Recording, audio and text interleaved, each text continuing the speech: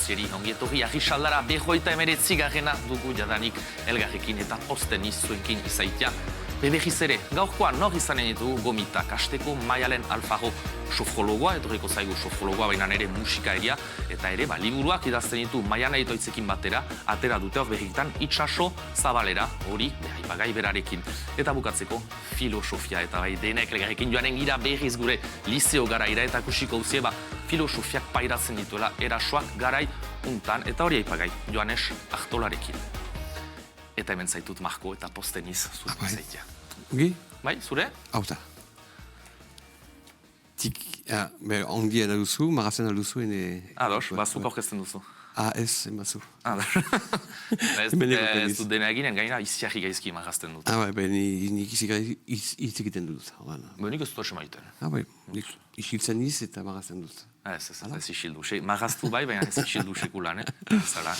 Eta gainera, gure gomitek edo gure gomita batek, eta behar gure kronikalari batek ere maraztuko dute emankizun bukaeran zurekin. Baute. Boa, bikain. Eta egon zuri, Maialen Alfaro. Gauan. Etorri Arrisaldara. Aio. Bai. Marko eta Maialen, hemen zure tokian, zaitut instalatzen. Eta hemen instalatuko niz.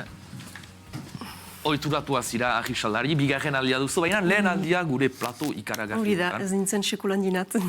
Sentsazioak hemen, beraz. Zuzenekoak. Zuzenekoak, bikain. Eta etorri zira gauza batzuekin. Hori da.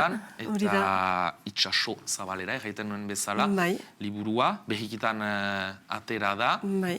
Eta badu jadanik, nore jamakut, anaia handi bat, edo aizpa handi bat. Hori da. Zena Altxogaren bila. Bai. Eta usten gutziko zitut. Hasten Itxaso Zabalera, zer da liburu hori?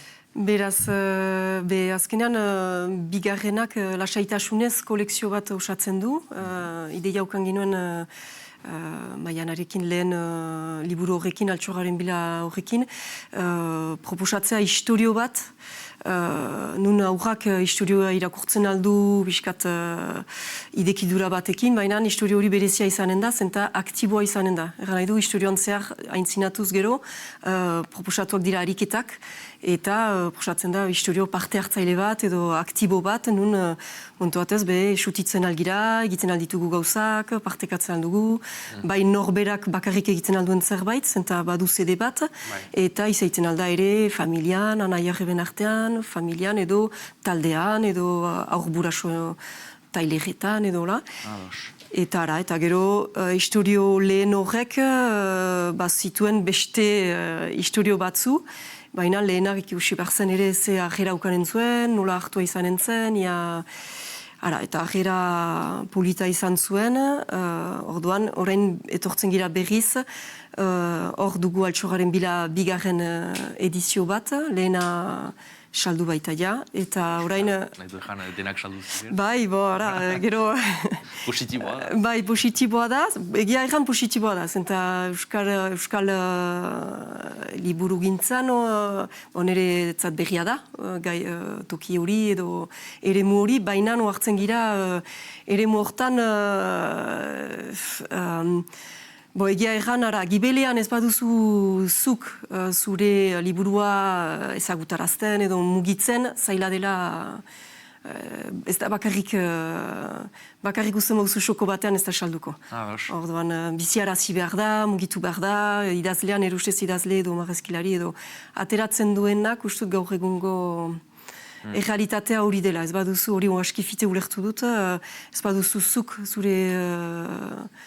produktoa intzina emaiten, taileren bidez, edo bakotxak asmatzen du bere era, baina behar da akompainatu.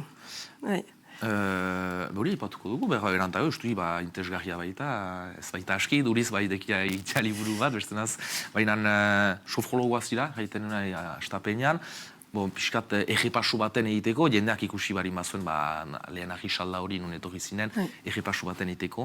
Sofrologia, piskat aurkezten diguzuz egiten du, sofrologo bat, ez egiten. Bai, sofrologoak nik lotuko dut galdera hori, piskat joan aldean aipatu bainoen sofrologia zer zen, eta hortan sartu gabe gehiago liburuari, behar bada, liburu hori erran bezala ez ginuen nahi, erran liburu hau sofrologia da.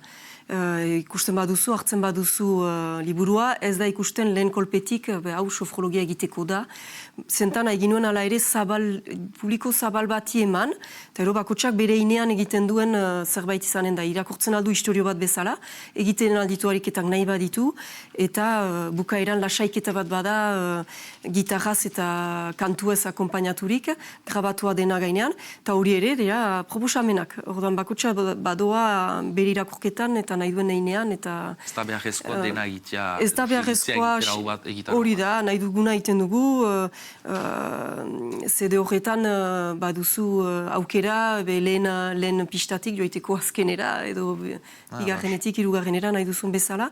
Eta orduan hor, erran bezala, sofrologiari lotzeko zen piskat, ez dakit, unibertsala piskat bilakatzeko behar bada, holako gaur egun hainitzen zuten dira, gai guzioiek, sofrologia, yoga eta beste 10.000 gauza badira. Garapen pertsonala. Garapen pertsonal hortan gaur egun bustut bum bat bada, ez du argi da. Eta pixkatzen etorri berriz gauza sinpletasunera, eguneroko gauzetara, eta azkenean uste dut gai guzioiek zer aipatzen dugu, da barne entzumen batera etortzea, eta norberak pixkat bere buru hori entzuteko, tresna batzu emaitea, lasaitzeko, zenta gaur egun gota japatakarekin, stresarekin, uste dut denen beharra dugula, denek horren beharra dugula, eta gehien bat, barne entzumen hori, eta txikidanik hasten alda gauza simpleekin. Hor da, sentsazio txikiak entzun, zure gorputza entzun, bainan partekatuz. Hori ere biziki importantea da, bizia elkartrukaketa bat da, eta hortan, hori dena borobiltzea zen gure xedea hortan. Hori da, eta beraz, aurrei zuzendua da gehien bat, liburu hori, bainan betan...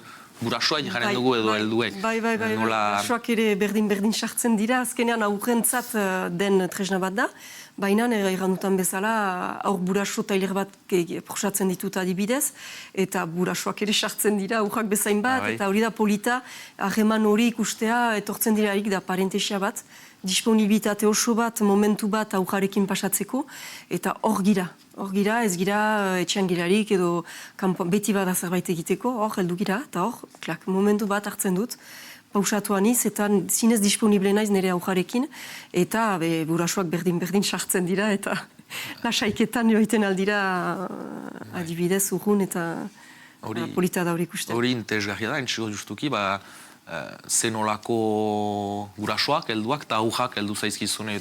Ikusi dituzu aldaketa batzuk edo jendea nola heldu da nahi baitu? Ez, hor gero usaian... Behar bari badan moztu behar bat, nahi du ezan badela inguruan, Ez, hori nik erraiten dut, zenta egia da momentu hortan ala gertatzen da. Etortzen zira, da joiten zirarik zerbait tailer berizi bat egitea, edo zein kasuetan, joiten zira eta hor zira. Eta hor momentu hortan berdin da, etortzen zira tailer bat egitera, eta hor bortxaz, hor zira, urrarekin zira, eta partekatzen duzu momentua biskat denak elgarrekin, eta ara, gero bilakaera bat hor nik ez dut aski gibeltasunik, badu 6 urte hasi naizela bide hori hartzen, sofrologian, liburuekin orain, eta musikarekin pixka bat, baina ez dut olako gibeltasunik hori zure galdera hori erantzuteko, baina... Merisimendu bat duzuz, eta denek, adibidez, botatzen baidate galdera bat, ez dudan menperatzen, alere erantzunen dut. Bai, izuz gena egan ez, piskatola, interesgarriarena egiteko, duzu merisimendu. Erraiten zinuen, musika dela, musikari bilbidea bauzula, sofrologo bilbidea, piskat, edo ustarturik, biak ustarturik. Bai, musikari baino ustartzen ditut biak, bai. Nola, justuki, pastu ziren, garaian zinen kirolera kaslea, eta pastu zinelarik mundu hortara, astapenetik nahi zenituen ustartu, sofrologia eta musika edo... Bat ere, argi nuen erakasle munduan sartzean, nire berezia da gaitea, behan 23 urtetan jadanik januen, 40 urtetan ja beste zerbait. Hala gertatu da, kasualitatez behar bada, baina... hainitz ikasi dut erakaskuntzan, eta gehien bat hor taldean kudeaketan, aurren ezagutza, hainitz baliatzen dut gaur erakaskuntza munduan erabiltzen duena, baina erakaskuntza munduan ez nuena lortzen da besorkuntzara joitea. Azkenan, ni ertxapen bat banuen ustut erakasle mundu hortan, nire izaiteari begira, baina ez nakiena, 23 urtetan nakien, 40 urtetan ere, eta helenik sofrologiara joan naiz, formatu naiz, tolosara joan naiz, 2 urtez formakuntza bat segitu dut, eta utzi dutalarik kantu sorkuntzak egin ditut, baina pentsatu gabe biak uztartzen altzirela. Eta azkenean, oartu naiz, osongi uztartzen zirela, eta hori pratikak egiten du, pratikatu, jendearen gana plazaratu, eta ikusi ato, martxan da, motivazioa maiten du besegitu, eta azkenean gaur egun nire saio guziak gitarrarekin akompainatuz egiten ditut, eta nire kantuekin. Helburua, liburu horrekin, parentesi baten izaitea, eta mementu baten sortzea ere aurta guraso artean, baina hori baino haratago, entzutea, gure bahnea eta dena, hori idaztean nola saiatzen da, hori provokatzen edo hori... Azkenean atxeman sekatu ditut historio batzu, hariketekin... Ez dakit zezen zutan, hariketek historioak hariketak, gehiago ez dakit. Hori era naturalean egiten dut, egin nuen hori garaian ikastola batek deitu nindolako, absolutuki behar nula, asiran ez nintzen biziki motibatua, baina, eta baia erran nularik erran nintzen, hartukut bai hori, baina pixkat desafio bat nire baitan emanez, erranez, urrentzat berda ludikoa izan, sofrologia ez nahi joanen egitera, orain jarri, atxartu, ez da martxatuko, aurrek bizitasuna behar dute, eta historioak asmatu nituen saio bakots. Eta hartu nintzen, gehien bat aurtalde batekin itxasun hor, lotu ziren, polita izan zen gure ahemana, saran ere prosatu nituen, justu bi ikastola horietan, eta ikusten nuen martxan zela, eta orduan historioaren bidez, historioan sartuta, murgilduta, hartzen dut ariketa bat tentsioak kanporatzeko, ariketa bat konfientza azkartzeko, ariketa bat lasaitzeko, ariketa bat, eta azkenean jokoaren bidez sartzen dituzulari, gero zure ganatzen dituzu erresago, eta egunerokoan gero erreskiago ere lotura hori egiten alduzuto, egin erbatu nahi, simpleki, ufatu, kanporatu, gauzak ez barnean atxiki, gauzak truko txikiak dira eta ekartzen aldutenak pentsatzen dut egunerokoan. Bale, gero behiz dinen gira hori patzera, baina nahintzin, joanen gira gure lagun baten gana, gure artista baten gana, Marko, untsazirea? Bikai. Bai? Magaztu duzuia zerbait. Izjoko txar bat. Izjoko txar bat? Aire sartu dut. Edo baden beste marazki bat, ez hain poetikoa. Libratu barnean dituzun airea, eta du puskar bat. Bene, bla. Ados. Kontent, lo. Nahi ala ez, pixkat... Zure homorea da, Marko, hori atera zaizu, baina nahin batean ere egia honi egiten duela. Jostagarri izan behar zela. Barrean, atxik. Unibertsala da, uzke jarena, duda izpirik gabe. Mi esker, Marko. Gehiak emaiten dizkitu, beste ariketa bat entzat. Edo poesiako. Ados, bikain, zautzen duzuia zuk sofrologia, Marko, deia praktikatu duzuia, edo praktikatzen dituzuia trukotiki batzuk, behin eginen nuen, berban nintzen gaizki edo, sobera azkarra izan da eretako. Bai? Sartu naiz, dimensioen, berriz egiteko prest nintzateke bai. Azkarra izaiten alda, netekan zure baitan konzentratzea? Bai, momentuaren arabera, ze bizitzen ari ziren, nola ziren, eta erreseptibitatean arabera ere batzutan bai izaiten alda emozio bat ateratzen aldu, edo senditzen altzira, urrundio aiten, eta nora noa ez dut menperatzen, eta biskat bainan bakotxak senditu behar du, eta pertsona egokia atxeman behar du bere okompainatzeko, eta momentua. Ere oso importantea da hori ere. Importantea da, ikuste, da pausa bat hartzea, momentu bat hartzea zurekin egoteko. Falta zaiguna horrein. Arrunt gaur guztut. Ados. Gabon zuri, Jon Peli. aspaldikoa, untsazirea. Aspaldikoa, justuki horrekin hasi dut, barkamenak denoi, aspalditik ez dizut bisitarik egin. Eta pixkat zuen errua da, bestalde batetik ere, zen eginduan azken kronikan LOL joko aipatu dut. Bai. Eta pixkat kuriositatez berriz ere partida bat egiten hasi naiz. Eta partida hori partida askotan bilakatu da.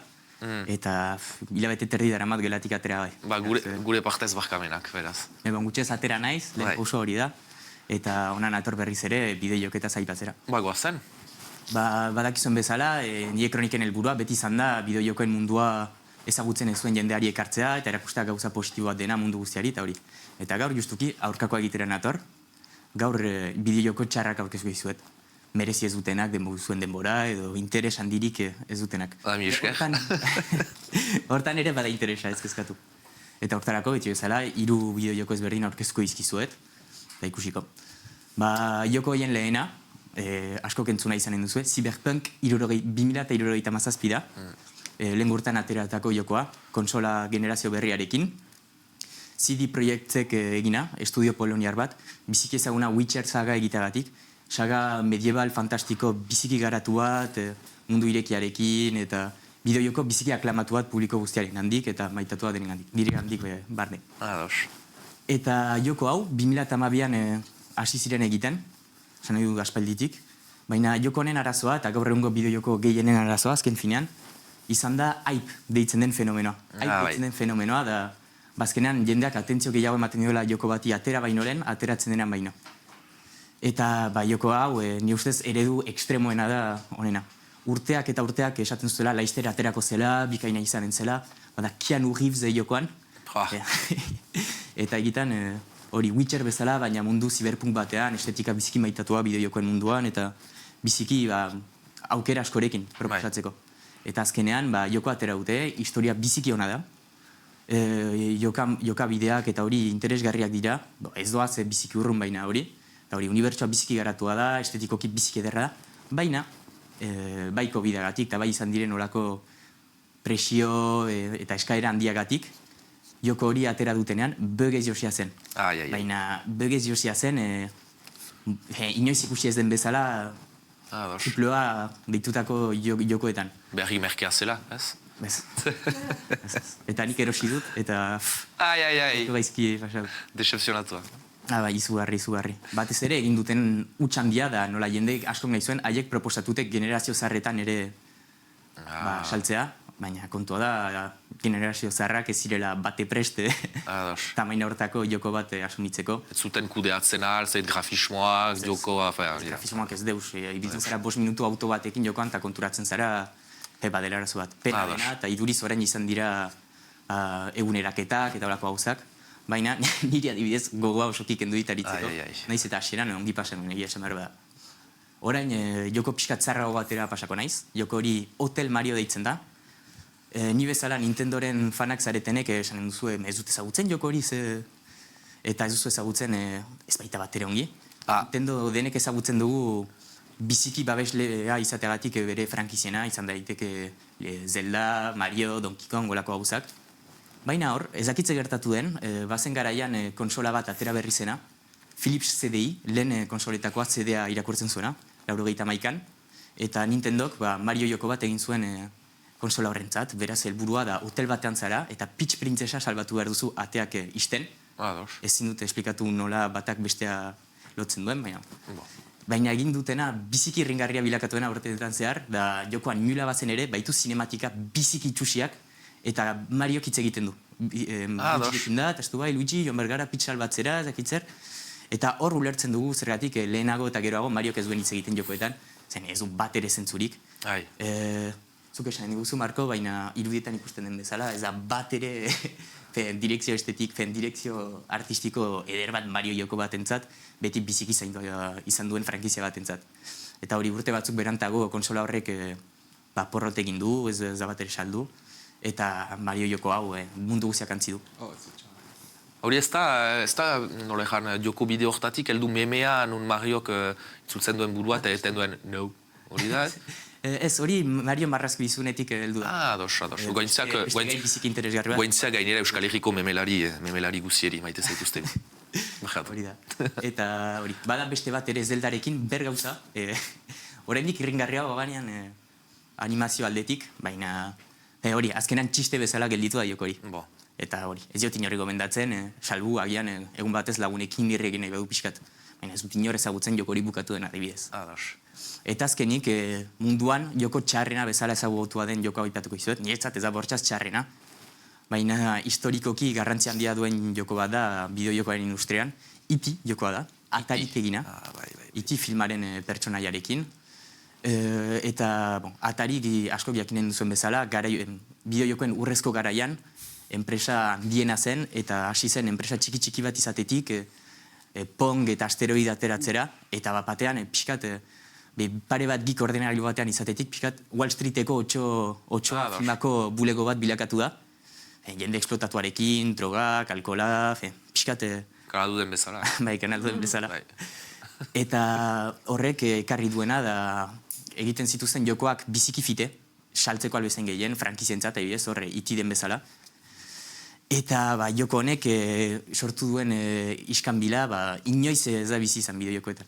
Orain etorreko naiz. Jada lehenik, jokoa eginda, erakutsi zuten Spielbergi, eta Spielbergiak esan zuen ignorantzia Josea bideo-joko mundutik. Ez zuen nahiago egin Pac-Man bat bezala, eta azkenean, naizta ignoranta izan pixka talde hortatik Spielberg, arrazoi ukan zuen, zeren joko hau lotxagarria da. Ibiltzen zara iti batekin zulo batzuetan erortzen dena, ezin duzu jakin nunden zulo bat nunez, lepoa luzatzen zaio, ezakigu zergatik, baira gaiztoak edo txintxoak edo ezakigu, ulertu dezina da. Ni saiatu nahi zaritzen pixkat, ez dut ulertzen zegertatzen den, biziki txusia da gainera. Bai, txusia da, Bai.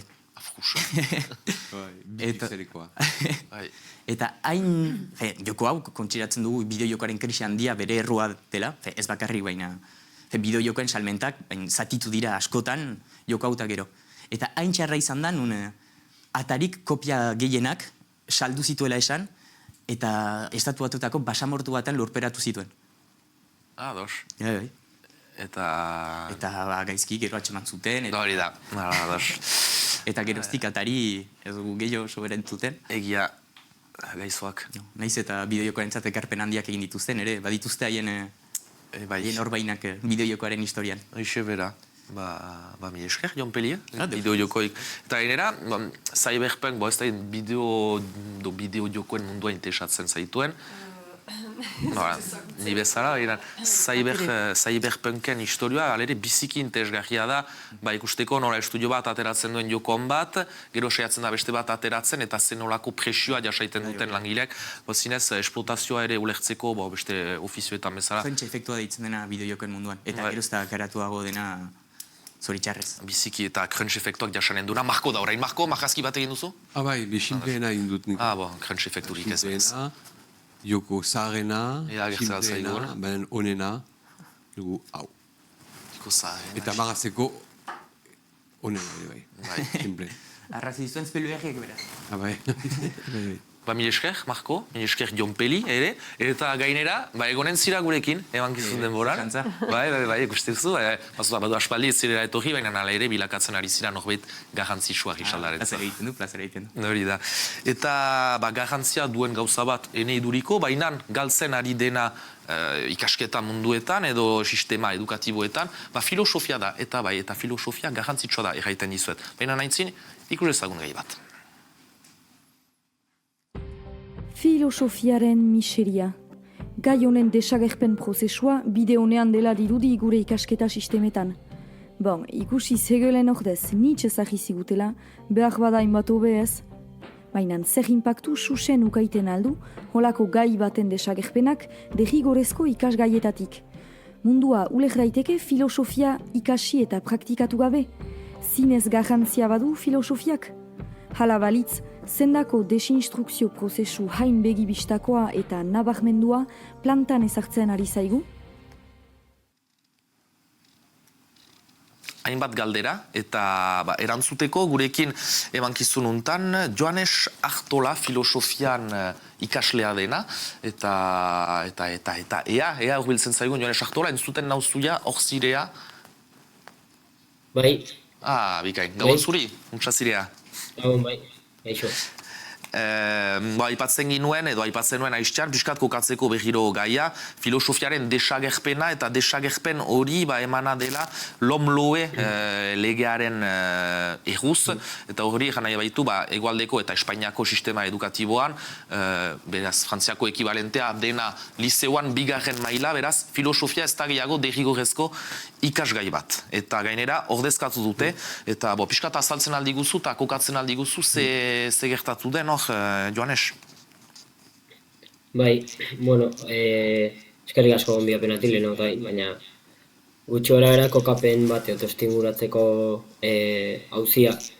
Lomloek ekarriko duna, printzipioz behintzat, bada DBH izango zana, batxillerra baino lehenagoko periodo hori horretan behintzat filosofia ez da emango, ez da irakatsiko, eta etika deituriko ikasgaia edo egongo da presente.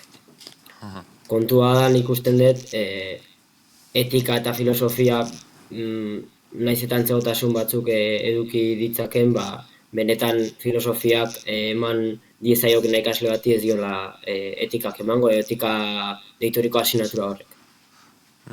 Gainera, filosofia barin bada alere gauza bat, hainbat idazle, atxamaiten ditugun, hainbat pentsaketa jada eramanak, etika atik hori da nozio bat, gehiago lausoa, hainbatean edo zentzu gutxo duena, ez? Bai, etika katalogatu aldeu edo esan aldeu dala filosofia barruan daun korronte bat, edo ikasketa korronte bat, eta bar. Nik uste, azpimarratu behar dena, igual dela, Espainiako estatuak etika deitu dion horri, benetan izango dela, giza eskubideen eta balio moral determinatzu batzuen transmisioa edo irakaspena.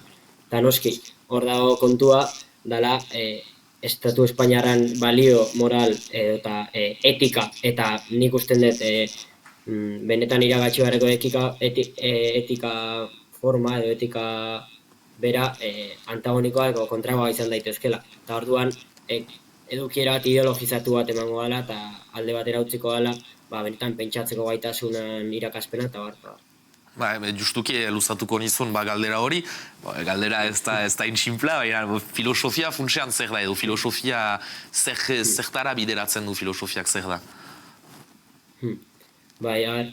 Galdera oso zabala da, erantzun ezberdinak eduki itzagenak, baina nik, niretzat behintzat, filosofia lehenengo esango igual zer ez dan, eta gero pixka bat aurreatuko dugu zer aldan izan.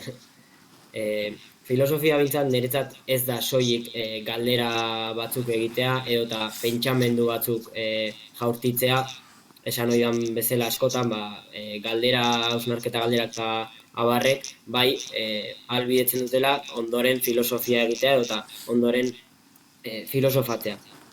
Nire ustez filosofia modu simple batean esateko, bada errealitatea modu kritiko batean aztertzeko edo antzemateko tresna bat. Nik behintzat hola simpleki horrela definituko nuke. Justuki hori egiten duzu, kritikatzeko, ahama bat, kasik jaitanako inuke, hori kentzen da, beraz kentzen da, alere elementu biziki garrantzitsu bat, izan ikasleen edo gazten formakuntzarako, baina ere biharko helduentzat, ez? Nik ustez gainera gaur egun premia handiak zeregin bat dela kolektiboki pentsatzea edo inteligentzia kolektibo bat mahaigaineratzea eta bera sortzea ere. Filosofiak ahalbidetzen duna hain justu da errealitate osoan eta errealitatea osatzen den gertakizun sozial ezberdinei ulerkera bat ematea, ulerkera kritiko bat, eta gertakizun sozial horiek edo realitate sozial hori gainditzeko premisak edo baldintzak eta bar pentsatzen hastea. Eta hori kendu ezkero, hori deusestatu ezkero, errealitate hori konprenitzeko, antzemateko ere zaitasun gehiago sortuko dira, nik uste dut.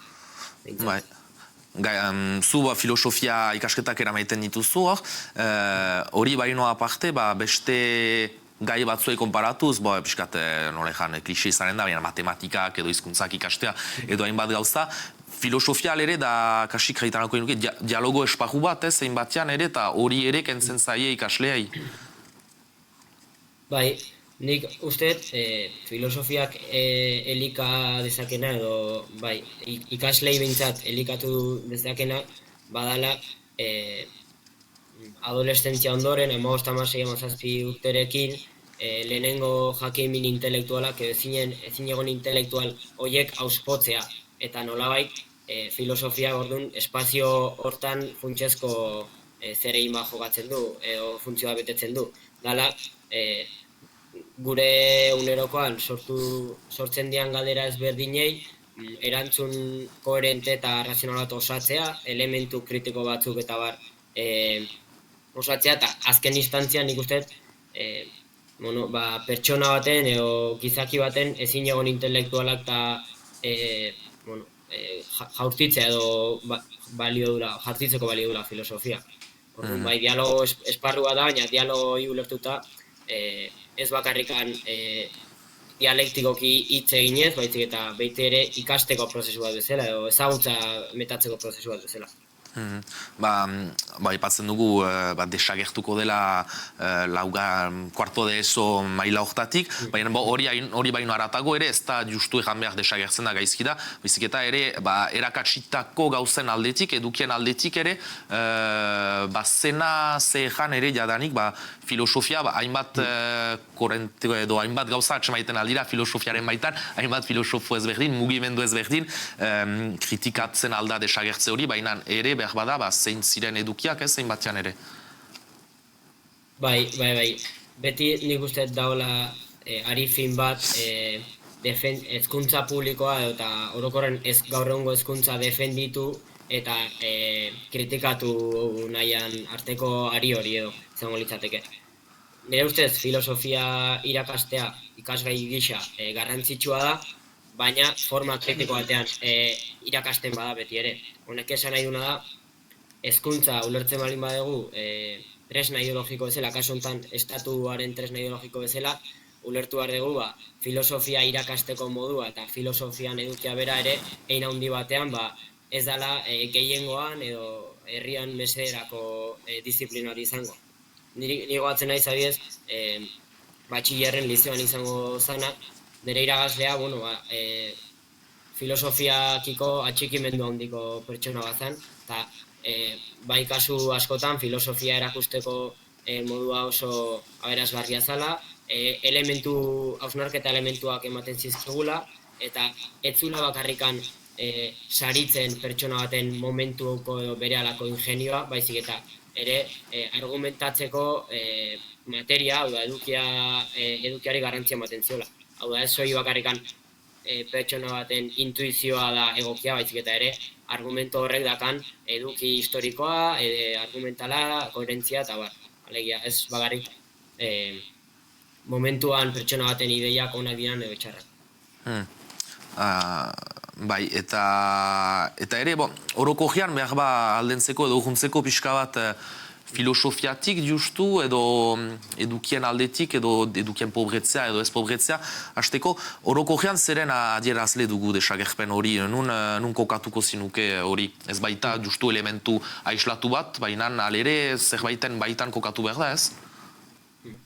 Bai, hain zuzen, erabiltzeta analogia bat egiteko galdera, filosofiak nire ustez balio digu kokatzeko espresio partikular bat bere harremanean bere osotasunarekin. Hau da, oain realitatean nola islatuko litzateke hau. Filosofia kentzea edo filosofian derrigorrezkotasuna deuseztatzeak islatzen du nire ustez hezkuntzak bizidun dekadentzia prozesu bat. Hau da, DBH-en jarriko dira asinaturak emprendimiento deituko zaiona eta formakuntza laboralan ingurun eta bar, erabat enfoke liberal batetikan osatuta, eta ikusten da nola hezkuntza bere horretan erreforma prozesu bat pairatzen ari dan. Eta horri erantzungo lioke, adibidez, filosofia bezalako asinaturan derrigorrezkotasuna kentzea eta emprendimiento edo FOL deitzen zaion asinatura jartzea, eta filosofiak hain justo, albidetzen duna, ikustea nola espresio partikular horiek edo elementu horiek, filosofia kentzea, dan zehozer handiagoan espresio bat. edo ilusio bat. Dala, hezkuntzan dekadentziana eta hezkuntzan erreforma prozesuana. Frantzia mailan ere, egan, hainbat filosofia erakaslek kokatzen dute, janik filosofiaren programak edo programen aldaketak, eta funtsean ere zehageman josten alduzun ikasleekin, baina hainitz aipatzen da desinstrukzio hitz hori zuzena alda ere aipatzeko gertatzen dena Espainia mailan eta ere Euskal Herri mailan. Bai, nik uste ez dut oso ezaguna kontzeptua, baina desinstrukzioa erabili nahi dutela filosofian instrukzio bat eta elementu kritiko batzuk eta irakatsi beharrean horiek desegiteko eta ideologia, orokorrean ikaslerian ideologia homogenizatzeko eta geroz eta bateratuagoa izateko. Hau da, espresio ideologiko guztik eraiki beharrean askatasun pentsamendu baten oinarrituan tabar, geroz eta homogeneidadea gehiago, geroz eta bateratasun ideologiko gehiago lortzea dula helburu, kasu askotan filosofia behar.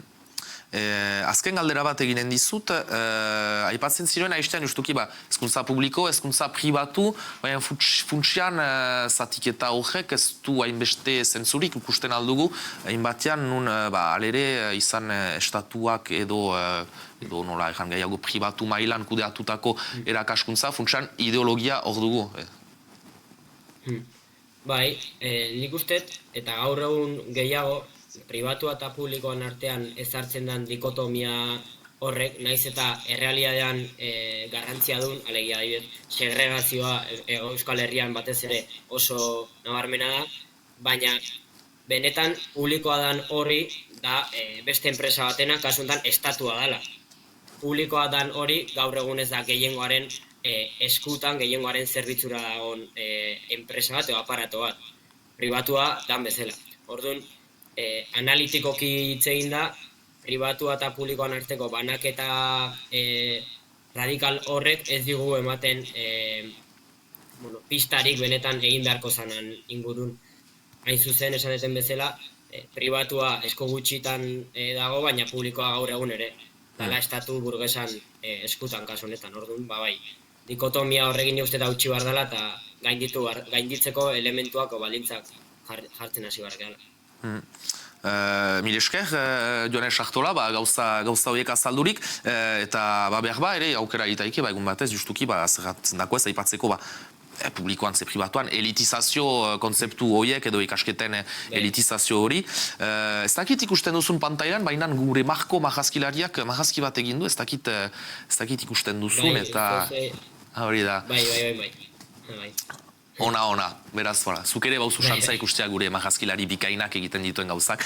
Mil esker berriz ere Joanes Artola eta laster arte eta gure jauan filosofiarekin argiki. Zuei, eskerrik asko. Eta berriz heldu gira unat, filosofiatzea edo filosofatzea maite duzu jazuk, Maialen. Bestut hori hitz hori rangabe, bestut denek iten dugun zerbait dira, ez? Biziaren aipagaiak, ez da baidak. Hoxe bera. Naturalki filosofia gure barne da, pentsatzen. Bai, filosofia maite zinuen zuk edo berbal segitzen duzu, irakurtzen edo maite zinuen. Entzuten horarik, urrunda gara hori orain. Bai. Gero depentzen du erakaslea, nola motibarazten zaituen edo ze interes pizten duen. Betikoa. Bai, betikoa. Eta, ez zira erakaslea, baina sofologoa zira, eta musikaria, eta atera duzu, itxaso zabalera. Maian Aitoitzekin batera, eta Maian Aitoitzera ipatu behar dugu, ere, nola ez, marrazkilaria da, marrazkiak egin ditu. Begin, nahiko nuke jakin, janik nola ez egin den zuen arteko topaketa, eta nola pastu den, elgarrekin lan egitea.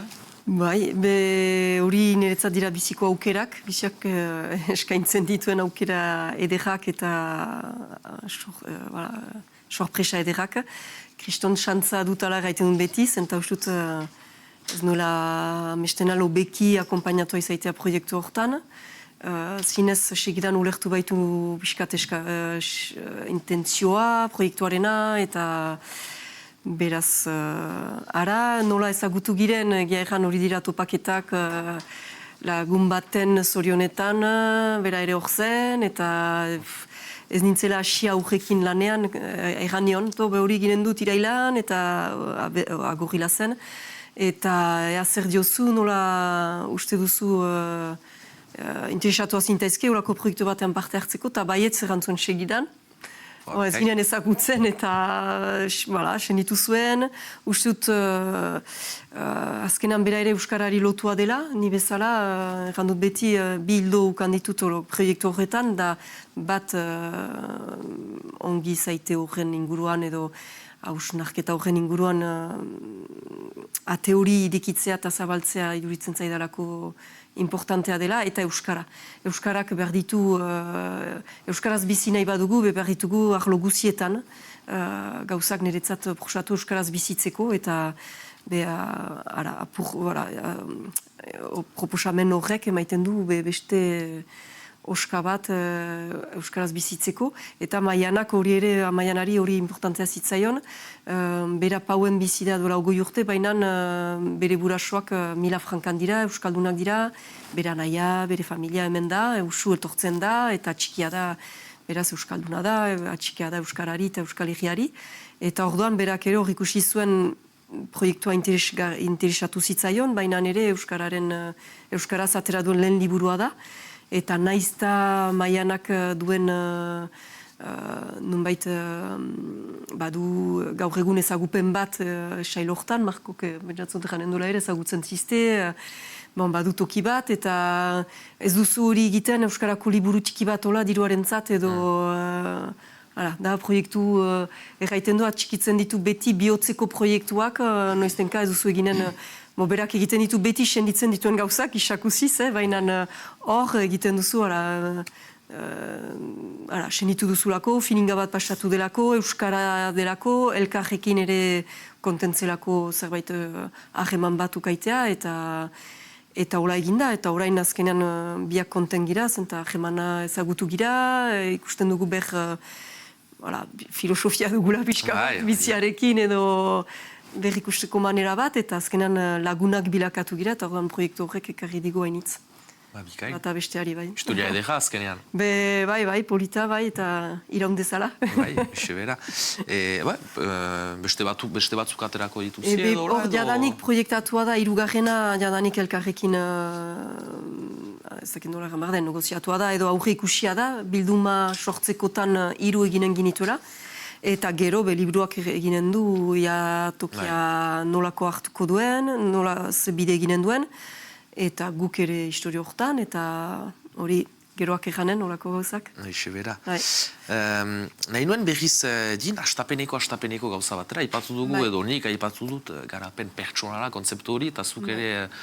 Nik ere bautzen txazioa, hainbat gauza agertzen direla gauza horretan aski da ez dakit ibiltzea saia sozialetan edola, eta unek utzi du bere lana, eta bilakatu da energetika kudeatzaile, berriz horrekatzen ditu jendearen txakrak, edora kritikarik ez, horako gauzak sinisten duen jendeari, baina alere, hainbat gauza bat dira, holakoak, sofrologia horretan txartzen da, edo gauza ezberdin bat da, edo nola definituko...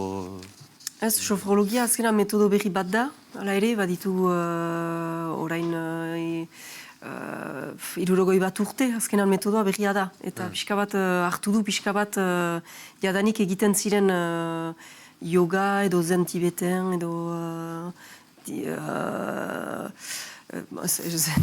japoniatik edo tibetik edo hartu ditu jadanik egiten ziren gauzetatik eta neuropsikiatra batek sortu den metodoa da eta horren dena zientifikoki ikertua izan dena, metodoa biziki karratua da. Nik hortako ere beti maitatu dut metodo hori, zenta gauzak karratu bat prosatu zenduzularik, azkenan karratu horrek badu gauza sendo bat eta hortik gero iduritzen zai libertatea eta ekartzen aldura idekidura bat, eta hortako azkenan sartzen aldut musika, beste batek sartuko du beste zerbait, edo poesia, edo bainan libertate bat ere idekitzen aldu.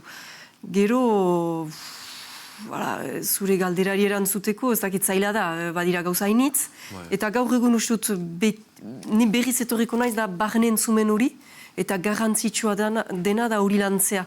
Eta azkenean bakotsak eginen du bere bidea, bakotsak behar du senditu norat nahi duen joan, norat erakarria den, eta bere esperientziak egin. Eta esperientzia horietan, atxemanen duzuto, unek ekarri ditainitz segituko dut, edo unek esperientzia txar bat eman dit, eta ez dut gehiago eginen, edo Marko Kerandon bezala ostion, garai batez ez nintzen prest, edo ez nintzen ezen momentuan eretzat, to barba da orain berriz eginen nuke, edo ez, edo beti da... En fait, kasu egin behar dena metodo horietan da kasu poderea bakotsak norberak atxiki behar du beti. Ez du besteak jakinen zuretzat zer den ona. Eta nik beti hori dut nire saioetan eta hori niretzat garrantzitsua da. Norbaiten itxera bali mazoaz, eta gaiten dizu nik baut zuretzat erantzuna, kasu. Norberak du beti atxiki behar podere hori berea da, eta entzumen hori senditzen dut, honek egitein segitzen dut. Eta batzutan badira garaiak momentuak, jandutan bezala, horan gaur egun hainiz gauza lehen etzen behar bada entzumen aski, orain bada hainitz edo behar da sobera, ez dakit, eta beti da horreka joko bat bizia, beraz bakotsak eginen du bere bidea, bakotsak denentzat bada, horre, eta bakotsak indezala, eta konfientzia egin bakotsak bere buruari, bide hortan. Bikain. Justu galetuko dizut, guai, erraitea, nun eskuratzen alden, liburu hori, joita zenu, itxaso zabalera, edera da, hemen da, genera, diska, onkitu dut ene mikroa, behar baina ustez kesatu diran gibelian, baina futitzen iz bakarrik irabatu. Beraz, hemen da diska, eta barnean, baina marazka, baina bauzia ikusi badena barnean, erosi behar da, erosten alda. Ara, gero, nun erosten den beti bezala, hori aipatu izan dugu, ere literatura orloan nor bada bilan baten momentua horreka eren bidez, eta pixkat eskuratzeko problematika handi bat da gaur egun, zenta iparraldean, hartzen gira denak, liburu den da txiki hainitz esten ari da. Eta azkenan badakigu, elkar Baionan, hori xor gira, baina ez dugu denek aukera beti Baionara inoio aiteko, edo...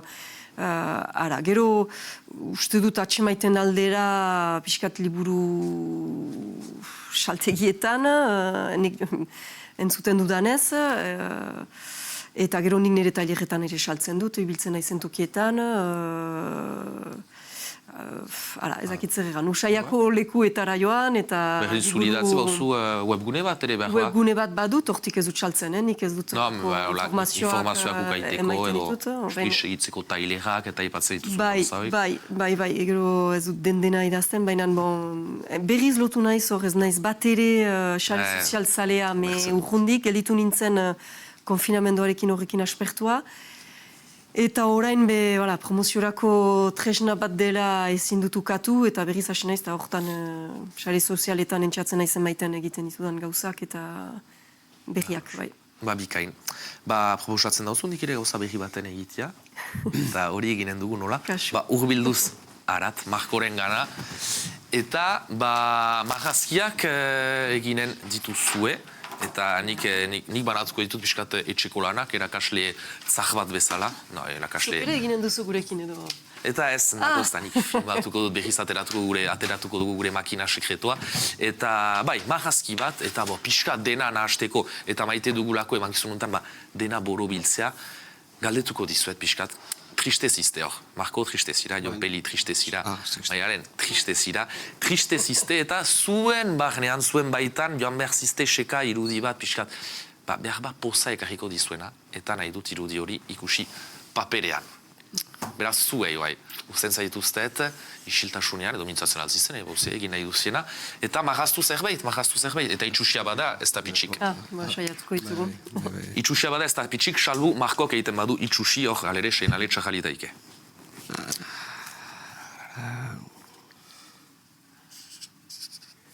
Maite dut klase giro hori.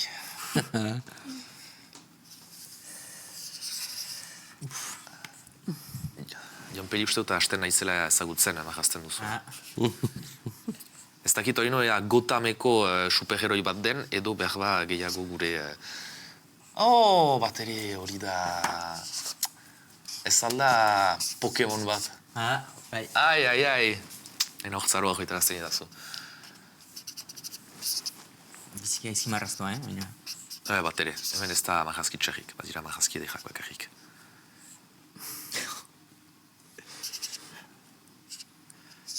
Hemen ikusten aldu du, jendeak gainera markoa ere baduela material hainitze kolorezko arkatzak eta kalitatezko eskuak. Ez dut eman ariketa sobera komplikatu, turtu bat, espero, edo bai.